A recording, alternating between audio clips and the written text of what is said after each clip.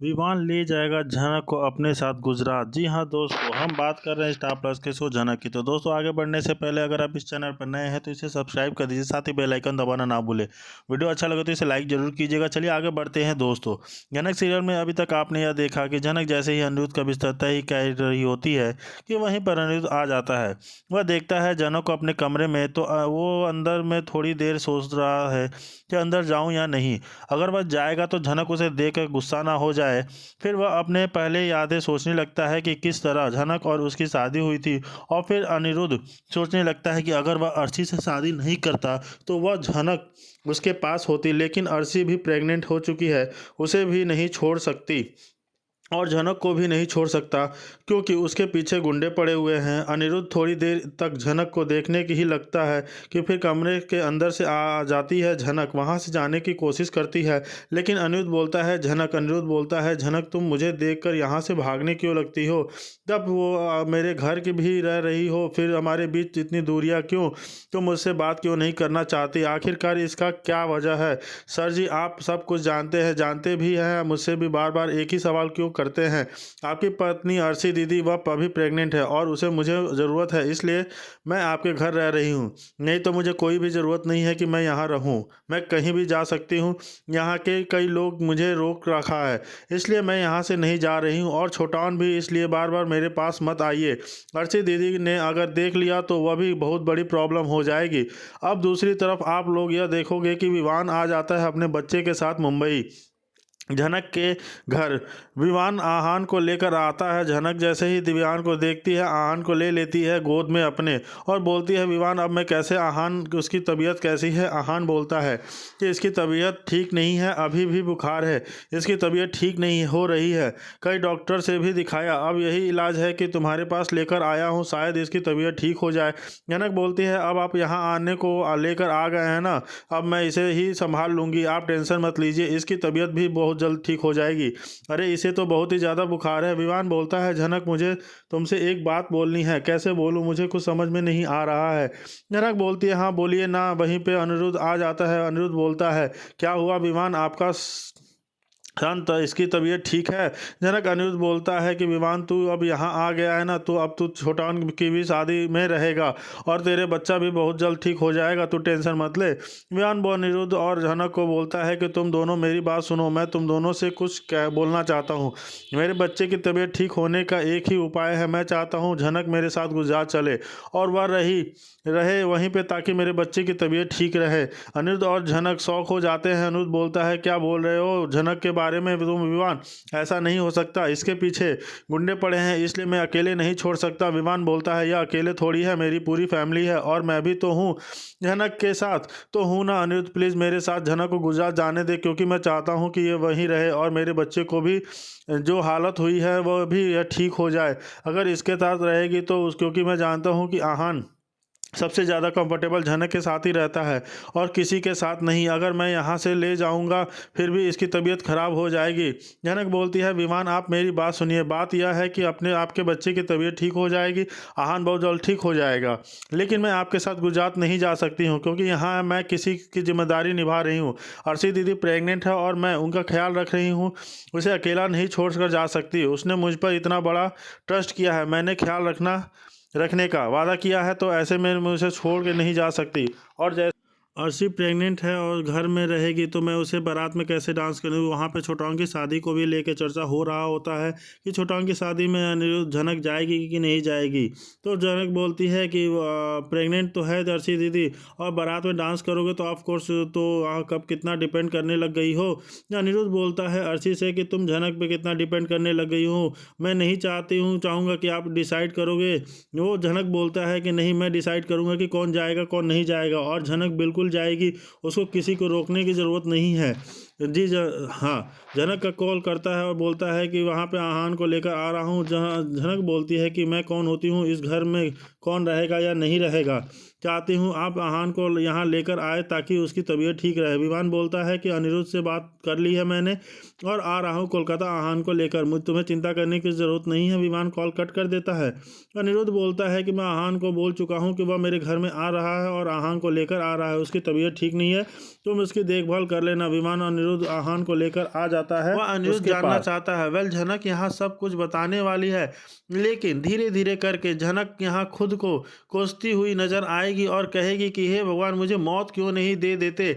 मैं जहाँ जाती हूँ हमेशा कुछ न कुछ प्रॉब्लम हो जाती है, मेरे साथ कभी भी कुछ अच्छा नहीं होता।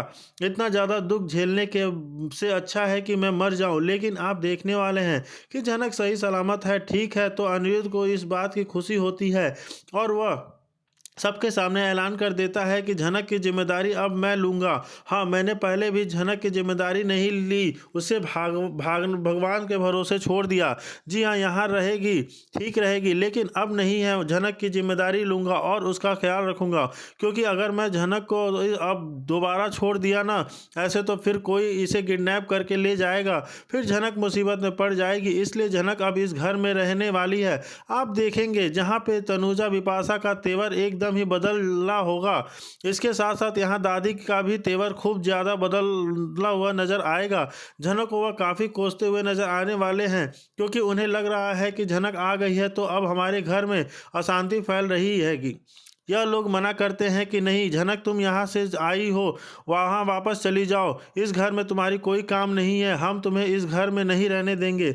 यहाँ अनिरुद्ध उस सबकी जुबान चुप कराते हुए कहता है, नजर आता है कि वह कहता है कि यह घर जब हमारा है ही नहीं तो हम लोग कौन होते हैं इसे डिसाइड करने वाले कि झनक यहाँ रहेगी या नहीं रहेगी।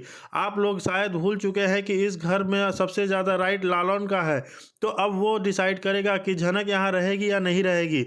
और वैसे भी वह झनक को यहाँ रखेगा। आप लोग कोई भी नहीं होते बीच में बोलने वाले। कल यह बात सुन के बिपाशा तनुजा का मुंह बंद जाता है, क्योंकि वह झनक को अपनी नज़रों के सामने बर्दाश्त नहीं कर सकते। वैसे बात की जाए बिपाशा की, तो बिपाशा कुछ बहुत ज़्यादा रंग बदलती है, क्योंकि वो अर्शी के सामने झनक की तारीफ़ कर रही थी और कह रही थी कि झनक तुमसे बहुत अच्छा है, अच्छी लड़की है। अब यहाँ पर झनक उसकी आंखों के सामने आ गई तो अब वह झनक को दोबारा कोसने वाली है, यानी पुराने अवतार में फिर से नजर आने वाली है। पर आप देखेंगे इतने सारे लोग झनक के पीछे पड़ जा रहे हैं सिवाय अनिरुद्ध के, और एक दो लोग छोड़कर, तो उसमें कोई भी ज़्यादा सरप्राइज वाली बात नहीं है। लेकिन जो सबसे ज़्यादा सरप्राइजिंग वाली बात है वह है सृष्टि मुखर्जी का। जी हाँ दोस्तों, वही सृष्टि मुखर्जी जो झनक को मारना चाहती थी। अपनी बेटी झनक को जान से मारने की कई बार कोशिश भी कर चुकी है, कितना अटेम्प्ट कर चुकी है उसको मारने के लिए। झनक को जन्म देकर उसने अपना नाम ही नहीं दिया, झनक से ज़िंदगी भर नफरत की। अपनी बड़ी बेटी अर्शी से हमेशा प्यार किया और छोटी बेटी झनक को हमेशा नफरत भरी नज़रों से देखा, उसे बदनाम किया, उसे कैरेक्टरलेस तक कहा वह। लेकिन अब वहाँ मेकर्स ने सृष्टि मुखर्जी का कैरेक्टर को बहुत ज़्यादा बदल दिया है। जी हाँ, अब उसकी ममता को जगा दिया है। अब यह झनक को अपनी बेटी कहती है और झनक से माफ़ी मांगना चाहती है, और उसे अपनी सभी गलतियों से एहसास हो चुका है। जब आप देखने वाले हैं कि यहाँ पे सृष्टि मुखर्जी जो है अपनी जान लेने की कोशिश करती है, उसे ऐसा लगता है कि मैंने इतने पाप किए हैं ना, तो मुझे मर जाना चाहिए, मुझे जीने का कोई राइट नहीं है। मेरी बेटी झनक ना जाने कहाँ है, किस हालत में है, मुझे कुछ नहीं पता। मैंने उसके साथ इतना बुरा किया तो मैं भी जिंदा नहीं रहूँगी। वह खुद की जान लेने की कोशिश करती है, सुसाइड करने की कोशिश करती है, लेकिन उसके पति विनायक उसे बचा लेते हैं। जी हाँ, विनायक यहाँ इंटरप्ट करते हैं और सृष्टि कहती है कि तुम्हारा कोई हक नहीं बनता अपनी जान लेने का, तुम इस तरीके से अपनी ज़िंदगी का साथ नहीं कर सकती हो। पर झनक की बात तो बस भगवान से यही दुआ करो कि वह जहाँ भी हो ठीक हो। फिर आप देखने वाले हैं क्योंकि यहाँ बोस हाउस में मेलोड्रामा तो चलता ही रहता है। झनक आ चुकी है तो इस बात की खबर जो है सृष्टि मुखर्जी को लग जाती है।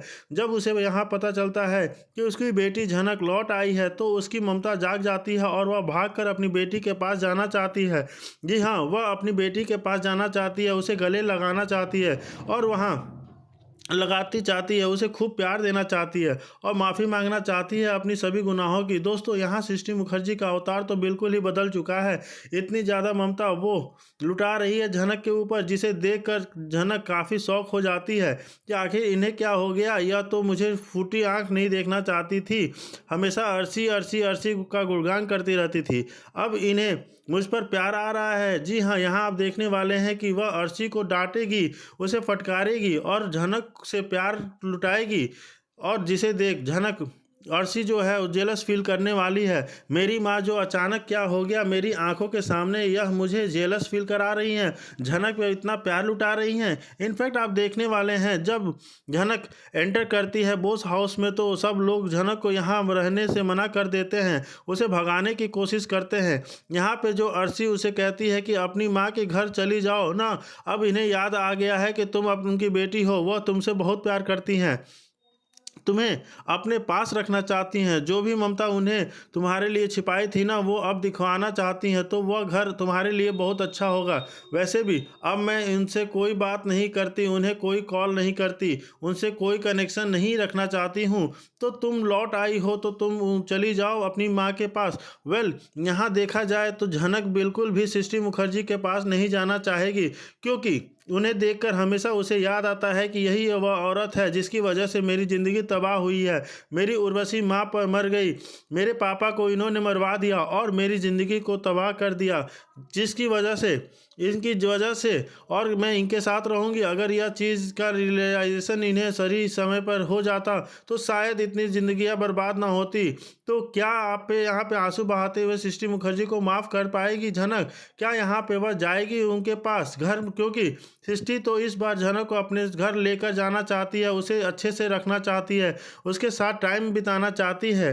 पर यह तो फुल ऑन झनक का डिसीजन होगा कि वह जाना चाहेगी या नहीं जाना चाहती। दोस्तों, यहाँ पे अभी खूब दिखाया जाएगा कि सृष्टि मुखर्जी को इस वक्त काफ़ी पछतावा कर रही होगी, लेकिन यहाँ पे जो झनक जो है बोस हाउस में ही रहने वाली है, क्योंकि इधर जो अभी मीनू और छोटाओं की शादी को दिखाया जाएगा और शादी का ट्रैक भी अभी आने वाला है।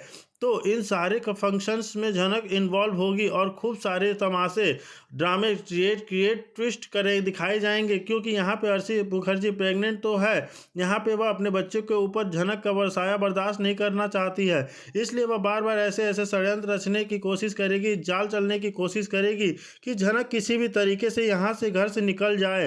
वेल, झनक कितना ज़्यादा मुश्किल करने वाली है जीना, यह काफ़ी देखना इंटरेस्टिंग होगा। लेकिन फिलहाल दोस्तों, इस बारे में हम आपकी क्या राय है, आप